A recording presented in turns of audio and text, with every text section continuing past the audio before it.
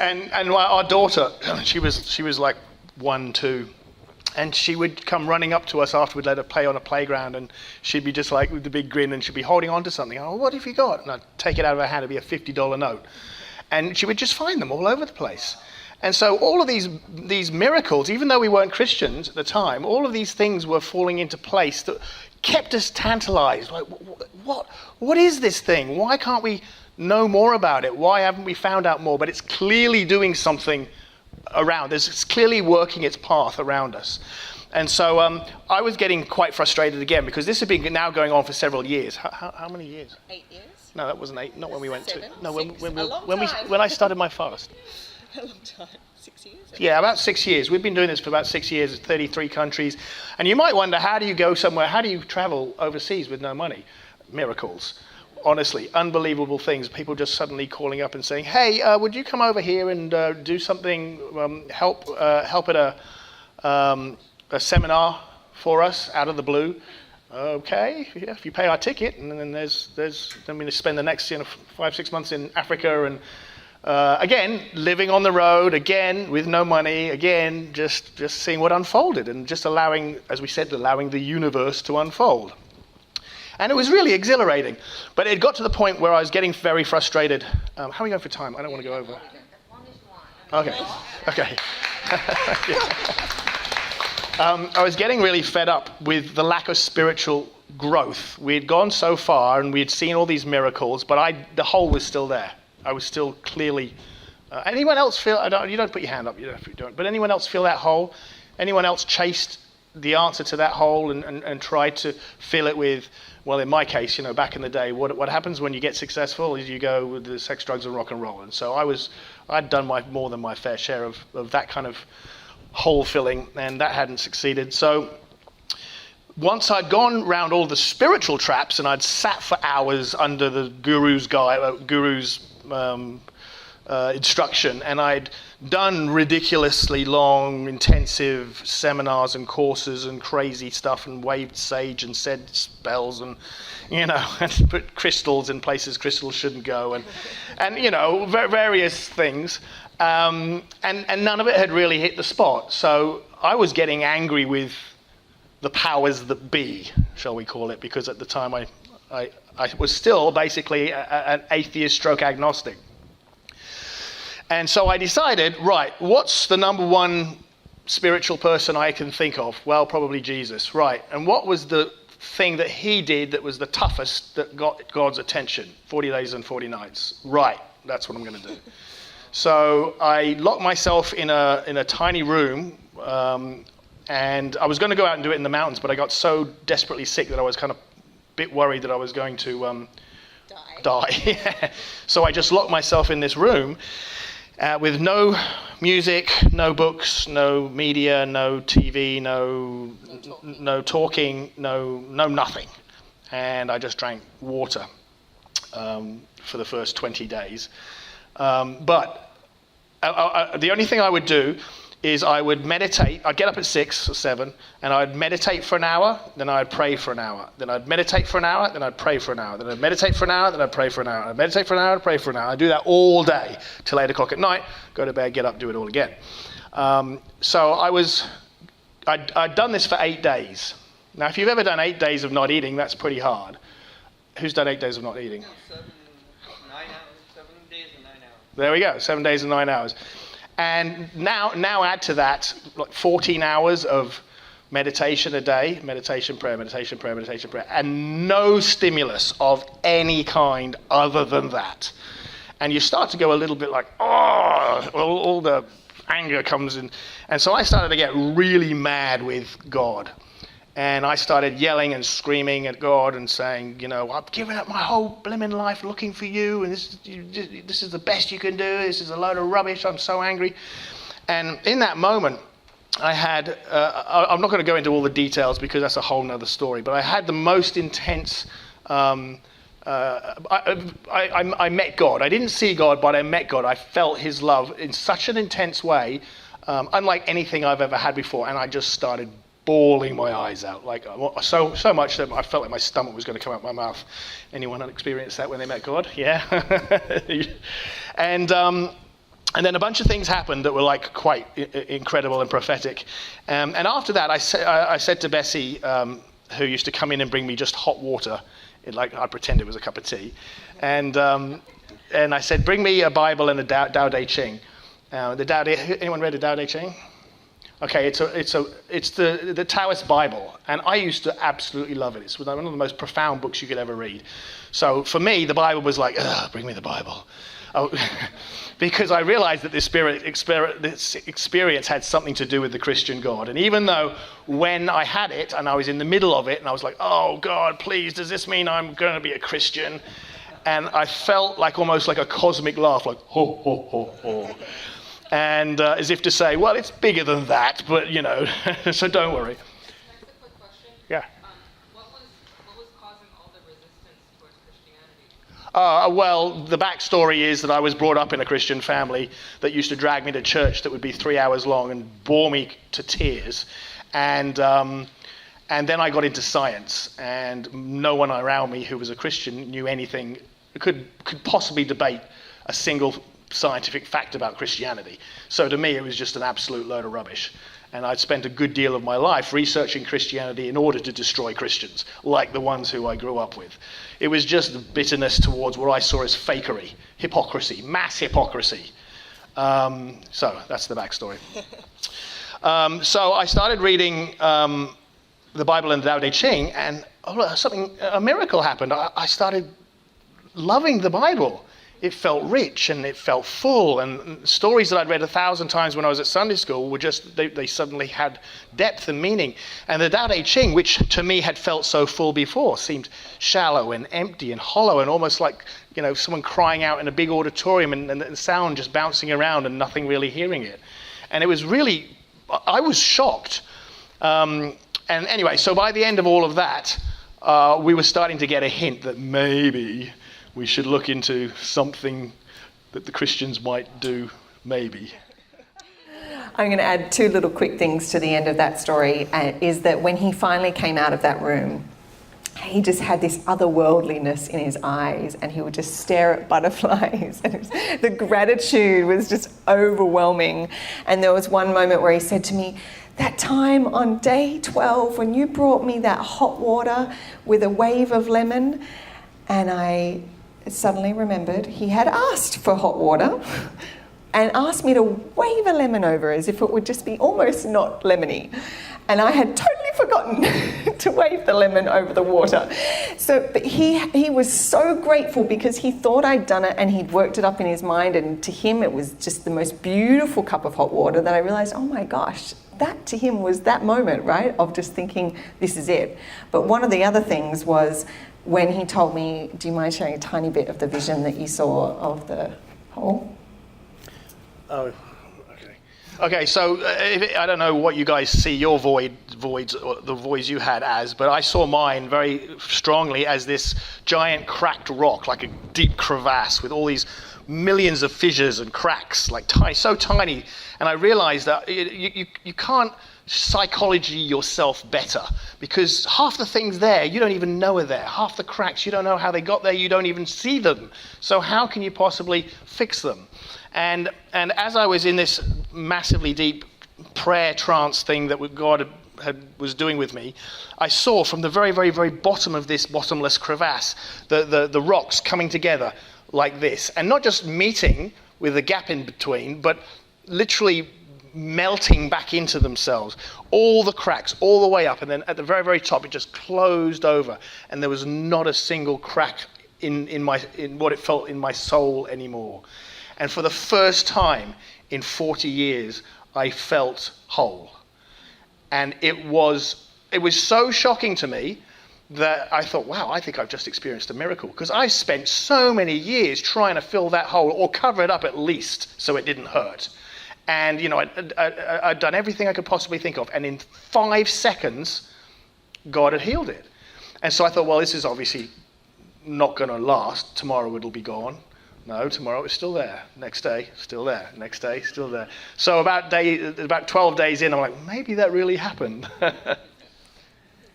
So we're getting to the end now of when Jesus really took over, because Geoff had his miracle, but I hadn't had mine. And to be honest, I was a tough nut. I was just dogged in my self-reliance. I was so proud that I didn't need anybody. I loved my husband, but I could survive on anything, hardly any money, a tiny amount of clothes, and it became my idol. It's like, I can look after myself. I don't need anybody, and I certainly don't need Christians, and I don't need whatever you've just gone through, even though that's wonderful that you're feeling better. So there was this one moment, I love that this class is called The Soul and Money, because it was that got me, and I cannot believe that was a thing. But we finally decided after that experience, there's something in this, what he's just experienced, it may not be so wise to go and live with people and take on their beliefs. And so we decided, you know what, we're not going to do that anymore. We're going to decide to be in a house and not absorb someone else's beliefs and explore this a little bit more, which is that time when you saw in the video when Geoff started to walk up the hill and he literally heard God say to him, you call yourself a seeker? You will go and do any crazy thing, but you won't walk in Mariners Church? God said Mariners Church. And check what is going on with them, what they're all about. And he was really challenged, started coming. I would not come. I was brought up as a preacher's kid, similar example to him, and experienced the absolute opposite of everything that is grace. And so I was never going to come back into a church. But God got me on money, because we had everything, then we'd given everything away, then I was proud of having nothing and needing nothing. But when we started living like regular people with regular bills, that became important a little bit, right? And one of our clients that we'd had for a long time just suddenly stopped paying. They were a startup, and it wasn't like they were never going to pay, but it was next week. And 3 months later, we still hadn't been paid. And we'd racked up all this credit card debt. And we come to church, whereas at this point, coming to Mariners, we're good with the God thing, but not with the Jesus thing. And guess what they're talking about? Money. Kenton is talking about Financial Peace University, and I was so annoyed. It's like, I came to church to be distracted by what's going on in my life. I don't want to hear you talking about money and debt and all these things that are bothering me. But that's where God had to get me for me to pay attention. I looked around the room and I saw this is 5,000 people who are not trying to do it all by themselves. They actually choose to take the things that are burdens and not try and carry them, but to give them over to someone else. So I just literally burst into tears at the FPU sermon, and I came out and I said to Geoff, I don't care what I used to believe, or even, I don't even know if this Jesus thing is real, but I'm just going to let go and I'm going to leap and see what happens. And we know what happens when we just completely surrender our heart to Jesus. And he completely took over in the most beautiful way. He's made our life so much better and so much fuller. I can't even believe that I existed without him. He's completely rescued and restored me. Amen. Amen. We threw ourselves into Mariners, and luckily they came with welcoming open arms and have accepted us for everything we've ever done, and there's been lots. And not only accepted us, but let us be part of it. Amen to that. Amen to that. But I will just say, I just love how God brings those two things together. I never thought soul and money could ever go together. We destroyed our soul for money, then we gave it away and had our soul, we thought, but God just brings it all back together and says, I created this, I can complete this for you, and if you focus on me, it will get sorted out. And I just love that. So thank you so much for having us. From having nothing, and then That was another miracle. Yeah, well, that was another miracle. So my sons have moved over. My sons to my first marriage had moved over here. And one of them said to me one day, Dad, okay, enough gallivanting around looking for the meaning of life. I want you here. And so I said, well, we go with the flow. Wherever the universe provides, we will be. So we'll see. And literally within 7 days, we had somebody call us up saying, I'm starting a business in America. Would you help me roll it out? Which paid, and then the very first place we walked into, we rented, and the amount that they were paying us was exactly the amount they needed to pay the rent. So there's no security in any of that, but we'd gone way past worrying about living with security because it doesn't make anybody happy anyway. And it just kept flowing. It just kept week after week. It just worked, and it just grew. Until you have to look at your closets and you go, I've got stuff again. I've got to get rid of this stuff again. Sorry, just one little thing I forgot to say is that when I fell in love with Jesus and I gave it all over to him, what I think is really important to know is that he didn't come in and repair everything in our life financially. We didn't wake up the next morning and our bank account was filled again. But what I did do was just focus on Jesus. Right, that's all I could do. My heart, I was like, I've been rescued. This is all that matters. And just focusing on him and serving everywhere I could. They let me join the prayer team. Crazy. And eventually serve in women's ministry, core team and prayer ministry. And I was seeking God hard and fast. I was just running in a beautiful way. And I only just realised, it was like a year ago that I looked back and I realised, oh my gosh, he repaired it all. And I don't know how.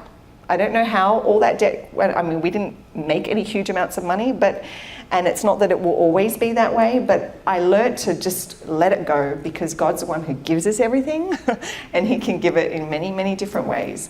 And I just wanted to mention that it's not necessarily an immediate, but it's just focusing on what is so much more important. I've seen that time and time again.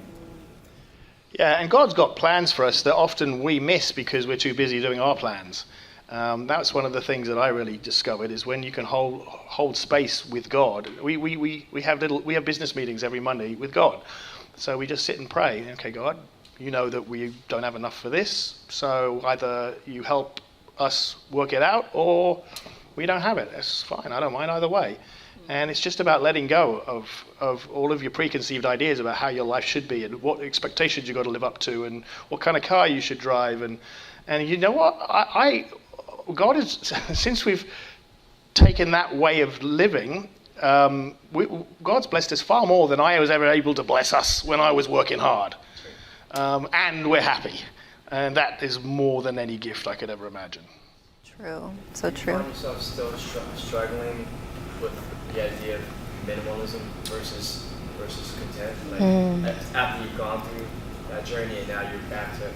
Do you mean, do we keep wanting to be minimalist? There is an element of that. But okay, here's the interesting thing. So when we gave it all away, you get to the place where you're really comfortable with having nothing, and then having stuff seems decadent and unnecessary, and pointless, repulsive even, yeah. So it was a slow process to bring things back into our lives. And then we wake up one day, and I remember I looked in the closet and there was stuff. And I thought, oh, stuff. You know what I mean? Here, it's back, yeah. And so we did another, right, everybody, we've got stuff, come and get it. But before we built up the stuff, the first time we moved into a house, it was so fun. We moved in, we signed the lease, we brought the mattress in from the van and our 3 bags and put them in the corner, and we're like, look at all this space, what are we going to do now? And Geoff was so determined. He said, we've given everything away several times over now. Every time we got even too much in the van, we'd give it away. He said, I'm not doing that again. This is before God, before we believed in God. He said, we're just going to see what the universe provides. And surely enough, we waited 3 or 4 weeks, sitting on the carpet, leaning against the bare wall, and eventually the people that we'd helped started to say, oh, take this toaster, and here's some cutlery, and now, truly, our whole house is courtesy of people that were giving away, like we gave away, and it's beautiful. Oh my gosh, God's got good taste. What was I going to say to that? I've forgotten. Sorry, any other questions? I like having stuff now. Oh, yeah. That is another thing, right? Because I realised that after a while it was like excess and then running away and seeking, and then now there's a beauty. God has a beauty in it as well. I'm not saying we don't buy hardly anything, but that there's a beauty in being in one place. There's a beauty in serving people without travelling around. And we do a lot of serving here through Mariners. And it's like, wow, God can move everywhere. And this is just a different mode. And I'm really, really enjoying it. Yeah, and it was never about giving everything away. Ultimately, that's not what anybody has to do to find the meaning of life. That was just a stupid idea that I had at the time. And so there is just as much, there is no great spiritual truth in having nothing. And that's what I discovered as well. That's what the renunciate discovered. He had nothing, and he said, this isn't the spiritual truth. What the spiritual truth is having Jesus in what you have and not letting it run you.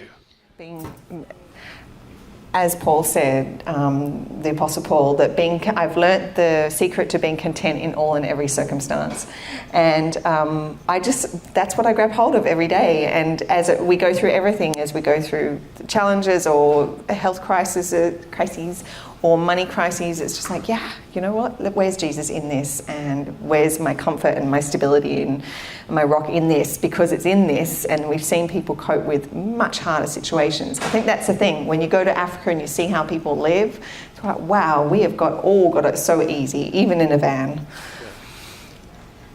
How old's your daughter now, and what does she say about her experience? Yeah, I'm glad you brought that. That was what I was going to say. Thank you for reminding me. She's now 10, and she had the time of her life on the road. She became one of the most social... First of all, we got so much grief from people saying, this is child abuse, you can't take a child around doing all this, they won't have any friends, they'll be socially inept, they'll be, backwards and all the rest of it. Well, tell that to Bluebell, because her name's Bluebell, because she is quite the little genius, and because she's had such a world view at 10. 33 countries at 10, playing with all sorts of demographics of children and adults, being able to mix it up with adults. She started her own business when she was in Africa, selling these bracelets to raise money for the people who were there, because the little girl she was playing with was 10 as well. Or, the little girl was 10, she was 8, and this little girl was shorter than her and skinnier than her. And she's like, Daddy, why is she short and skinny? And I said, because she doesn't get enough to eat, sweetheart. And they couldn't get fish anymore in the village, or meat, for whatever reason. Anyway, long story short, she says, well, I'm going to fix it. And she did. She sold thousands and thousands of dollars worth of bracelets made by these people, and that raised money for this village. Yeah.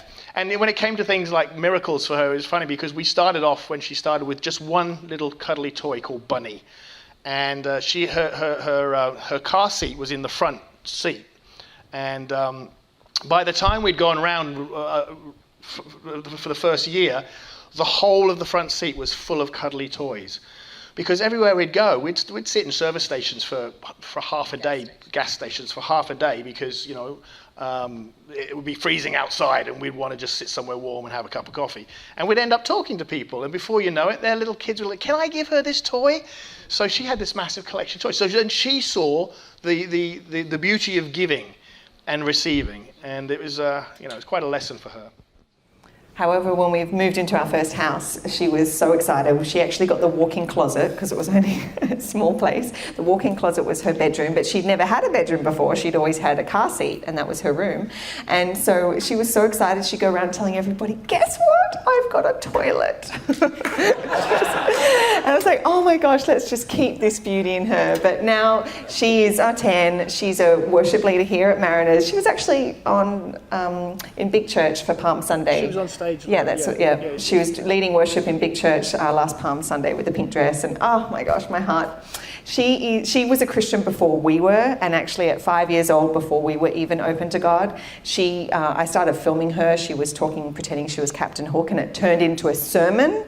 And we had never talked about God. We kept her away from Christians, and there she was talking about prayer and light in your heart, and that God wants you to hear Him. It's on YouTube, and anyway, she started to break us along the way, but she is just precious. We love her.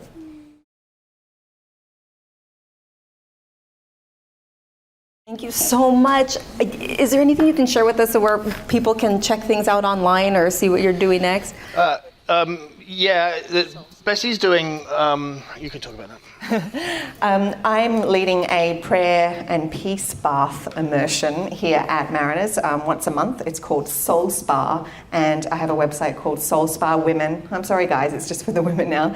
But that's just a beautiful way to, non-believers, all believers come in and just feel God's presence, hear Him, and pray for others, and it's beautiful. Yeah, and if you want to see some of the adventures, then the Life Change Experiment, you'll see videos and so forth. We weren't Christians then, so don't Yeah, judge so don't judge us. There's no judgment. We already established that.